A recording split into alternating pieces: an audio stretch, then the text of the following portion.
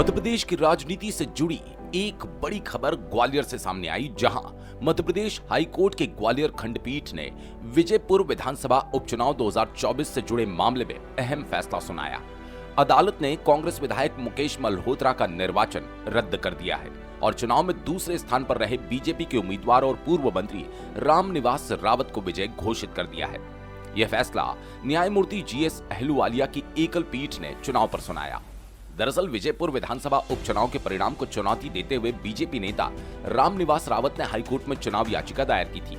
याचिका में आरोप लगाया गया था कि कांग्रेस उम्मीदवार मुकेश मल्होत्रा ने नामांकन के समय अपने शपथ पत्र यानी फॉर्म 26 में आपराधिक मामलों की सही जानकारी छिपाई है और गलत घोषणा की। सुनवाई के दौरान कोर्ट के सामने जो तथ्य आए, उनके अनुसार मुकेश मल्होत्रा पर 2 आपराधिक मामले लंबित थे, जिनमें अदालत द्वारा आरोप भी तय किए जा चुके थे। लेकिन अपने शपथ पत्र में उन्होंने ये जानकारी छिपाते हुए घोषणा की कि उनके खिलाफ किसी मामले में आरोप तय नहीं हुए। इतना ही नहीं, एक मामले में महिलाओं समेत 3 लोगों के साथ मारपीट के आरोप थे, जबकि शपथ पत्र में उसे मामूली विवाद बताया गया था। हाईकोर्ट ने अपने फैसले में कहा कि चुनाव लड़ने वाले हर प्रत्याशी के लिए अपनी आपराधिक पृष्ठभूमि की पूरी और सही जानकारी देना अनिवार्य है, ताकि मतदाता उम्मीदवार के बारे में सही तथ्यों के आधार पर अपना निर्णय ले। अदालत के मुताबिक महत्वपूर्ण जानकारी छिपाना मतदाताओं को गुमराह करने के बराबर है। कोर्ट ने यह भी कहा कि मुकेश मल्होत्रा को मामलों की पूरी जानकारी थी और वे कानून की पढ़ाई भी कर चुके हैं, इसलिए ये नहीं माना जा सकता कि गलत जानकारी अनजाने में दी गई।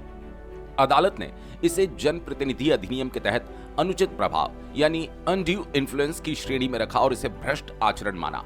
अदालत ने यह भी स्पष्ट किया कि ऐसे मामलों में यह साबित करना जरूरी नहीं होता कि जानकारी छिपाने से चुनाव परिणाम वास्तव में प्रभावित हुआ या नहीं।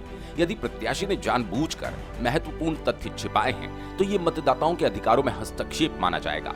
इन सभी तथ्यों के आधार पर हाईकोर्ट ने कांग्रेस विधायक मुकेश मल्होत्रा का चुनाव शून्य घोषित कर दिया।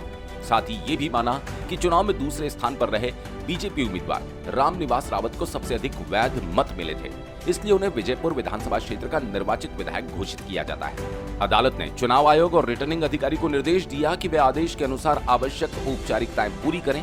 इस फैसले के साथ ही विजयपुर विधानसभा उपचुनाव 2024 से जुड़ा विवाद खत्म हो गया और रामनिवास रावत अब आधिकारिक रूप से विजयपुर के विधायक घोषित हो गए।